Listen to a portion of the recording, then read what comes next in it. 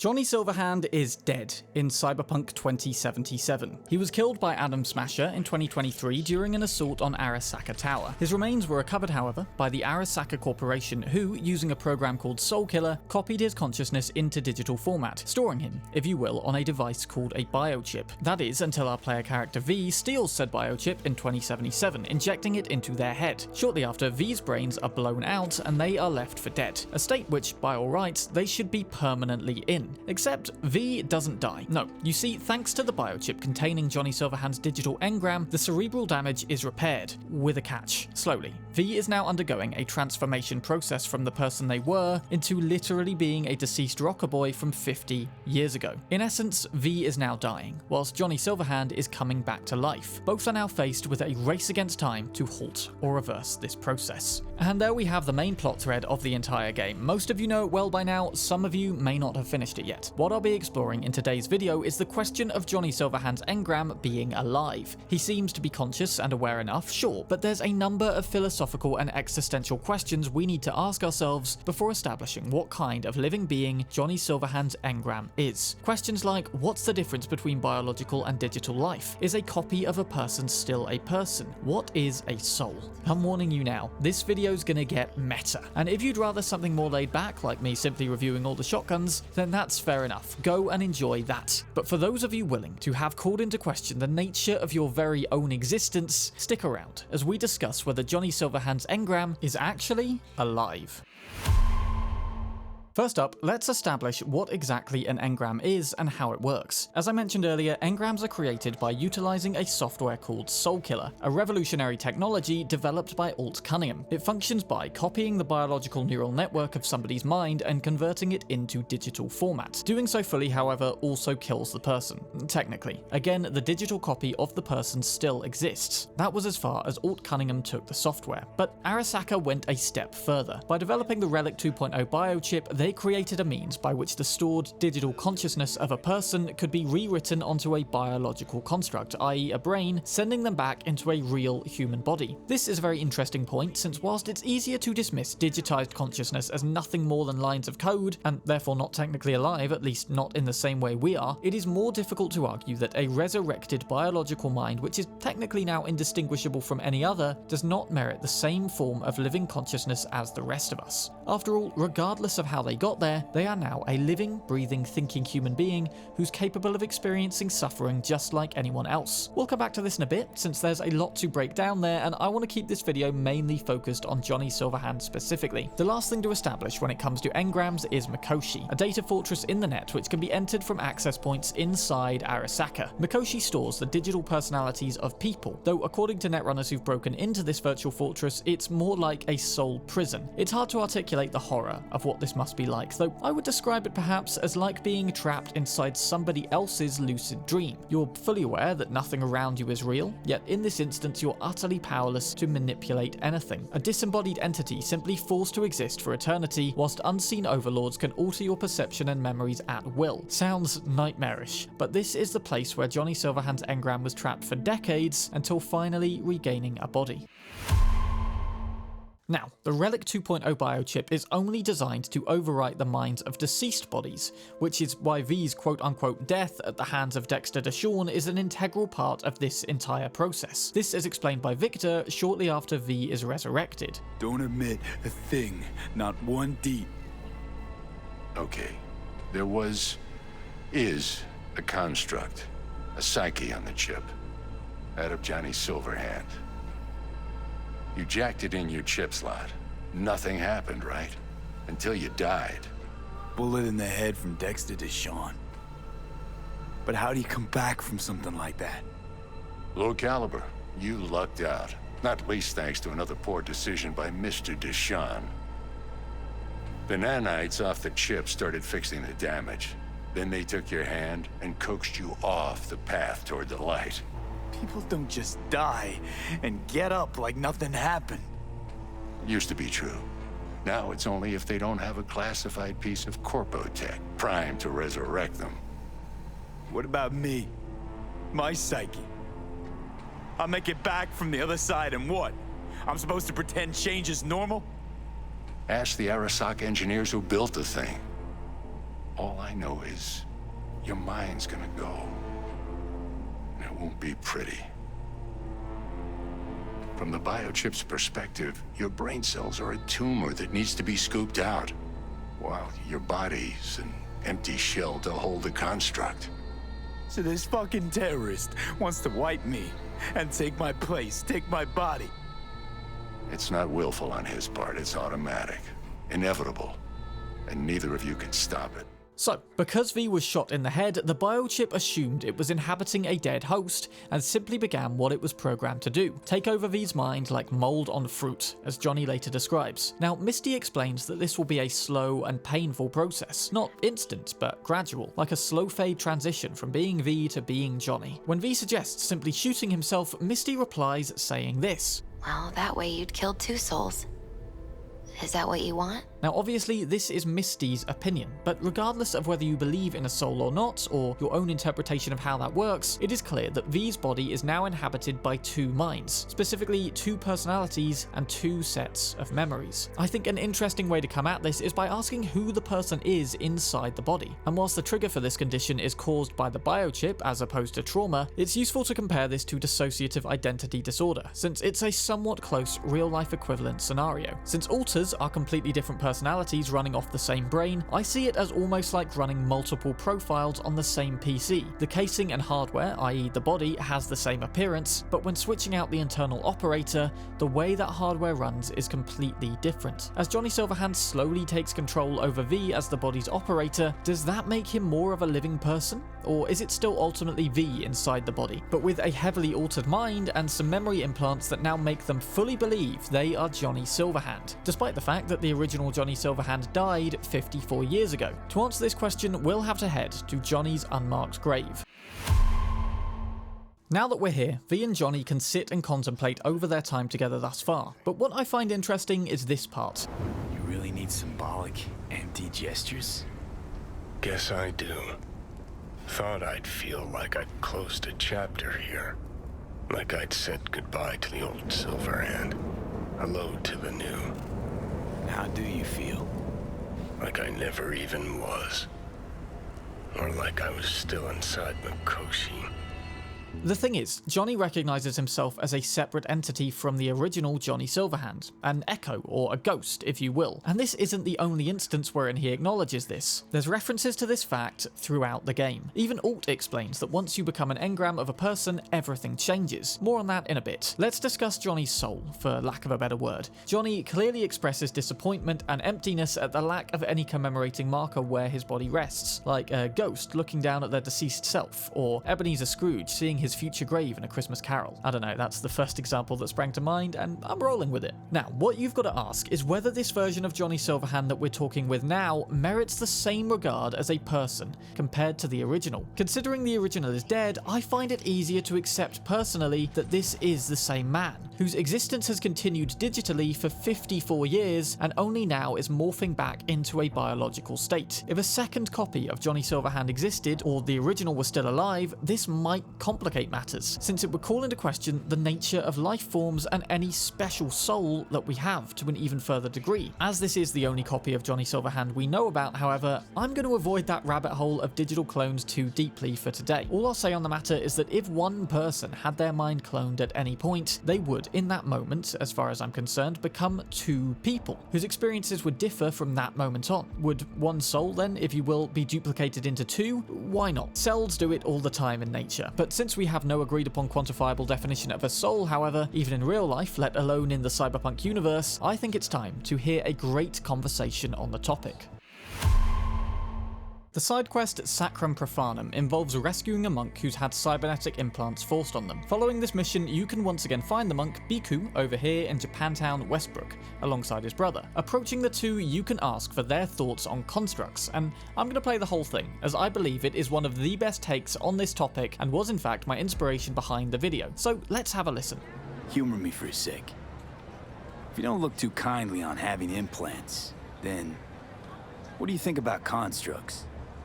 Ah, yes. You mean the relic. A fascinal subject, is it not? It is a complex, fluctuating affair. It all depends on whether the engram is a copy of a person, or if this person merely exists in a digital realm. Let's say the engram was just a copy. What then?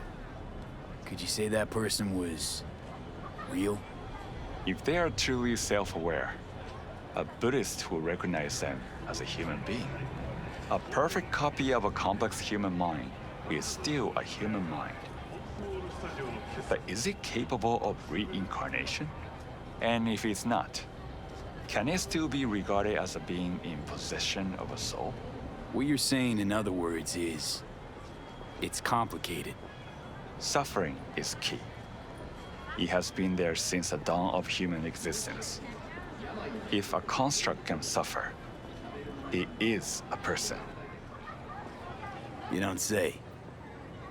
Feel a headache coming on just thinking about it. You and me both, V. I mean, seriously, I didn't anticipate how disjointed and complex this topic was going to become when I chose to make this video. But I think this conversation has been a huge help to our investigation, so let's quickly break down the main points that were made. Firstly, are they a copy, or do they now exist in the digital realm? This is impossible to answer, it seems, but it appears clear that they are without a doubt still alive if it's the latter. If they're a copy, however, then the monk explains that a carbon copy of a human mind is still a human mind. Which makes perfect sense, right? If it functions with as much complexity as the original thing, then it's hard to dismiss it as a cheap knockoff. Therefore, by that reckoning alone, a copy like Johnny Silverhand is still alive. Though the topic of suffering is definitely the most important point here. If a construct can suffer, it is a person.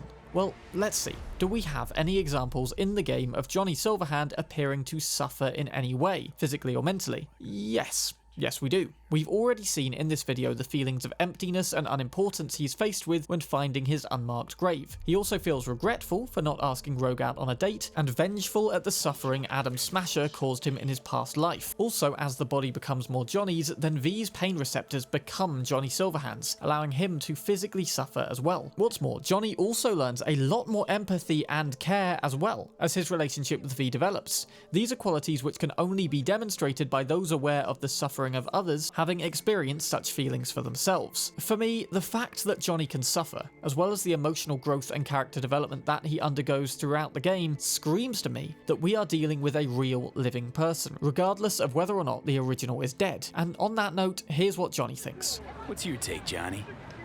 You just you or a copy? What difference does it make? You heard him. I'm trapped in a few lines of code. And your body.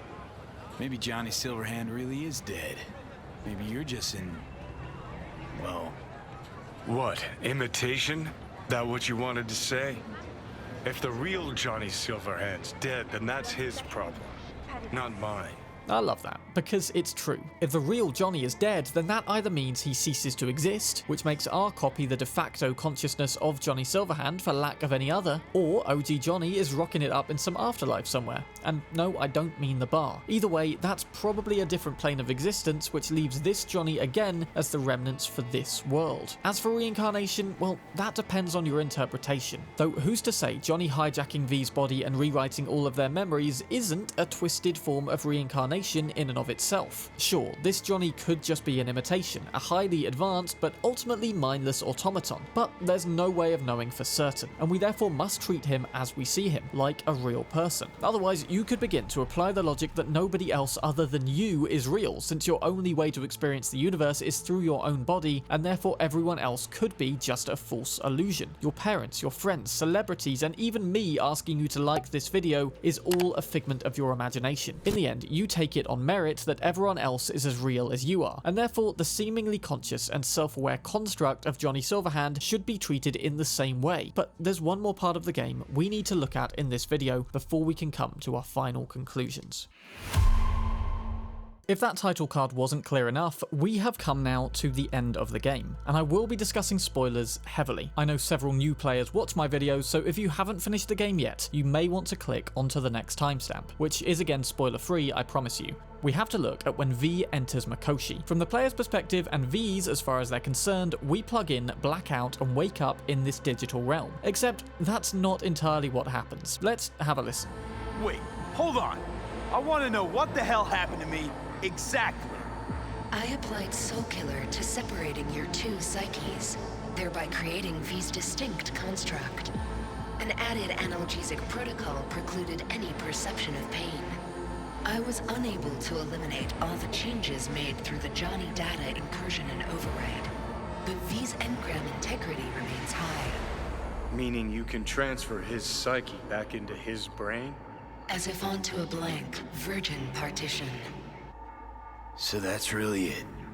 We're done. You kept your word. There is one aspect I failed to take into account. Alt? What?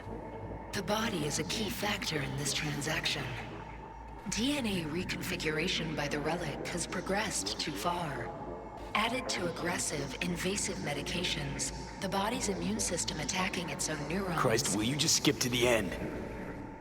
After I transfer your construct into your body, you will die.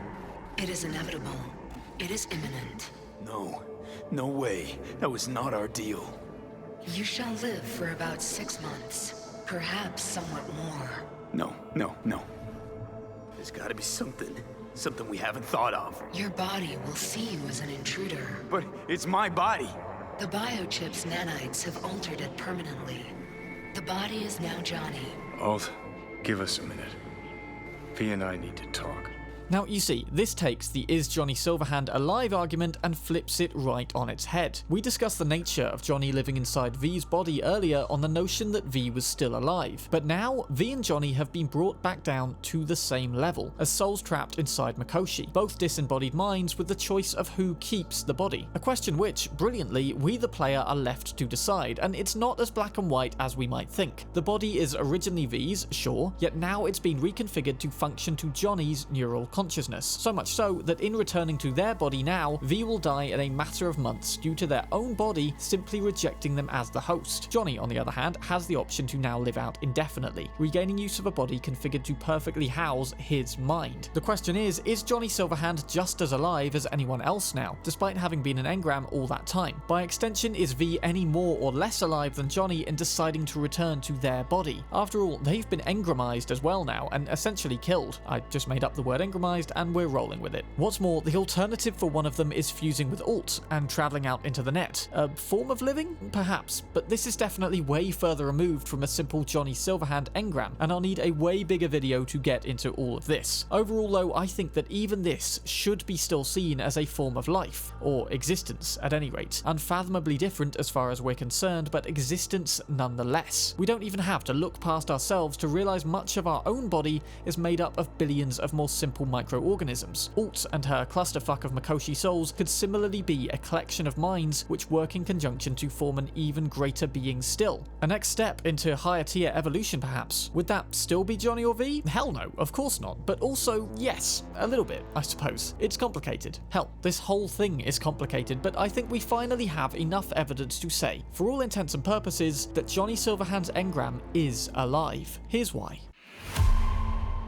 First and foremost, Johnny's ability to empathize and suffer goes to suggest that he is self-aware, and should be treated as a conscious and aware person. Second, Johnny's ability to return to a biological human body can make him indistinguishable from any other person, both physically and mentally. If he therefore thinks he's alive, which he seemingly does, then he is, or we must believe that he is. Third, even if the original Johnny Silverhand is fully gone, or is an entity in another plane of existence, that isn't the problem of this engrammatic copy. As a being loaded with memories and personality traits of Johnny Silverhand, he's far more of a complex and conscious construct than many biological life forms we'd consider to be alive in real life today. And that is why, regardless of the exact intangible details surrounding this incredibly mind-bending and headache-inducing discussion, I believe that Johnny Silverhand's engram is indeed alive. But by discussing Johnny Silverhand today, I realise that we've only scratched the surface of this philosophical rabbit hole in Cyberpunk 2077, and there is so much more to explore. Other constructs do exist in a variety of formats, and a more detailed look into these will allow us to explore this topic even further. I'm currently considering doing a more long-form deep dive into the lore of engrams, souls, and some rogue AIs in the Cyberpunk universe. If that's something you'd be interested in, then you can make it happen by liking this video and sharing it with a friend. If these are the kinds of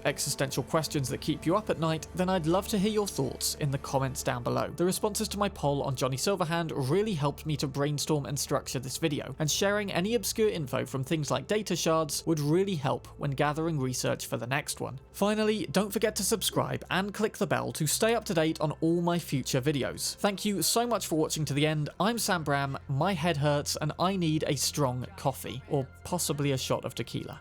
What's the recipe for the Johnny Silverhand cocktail again?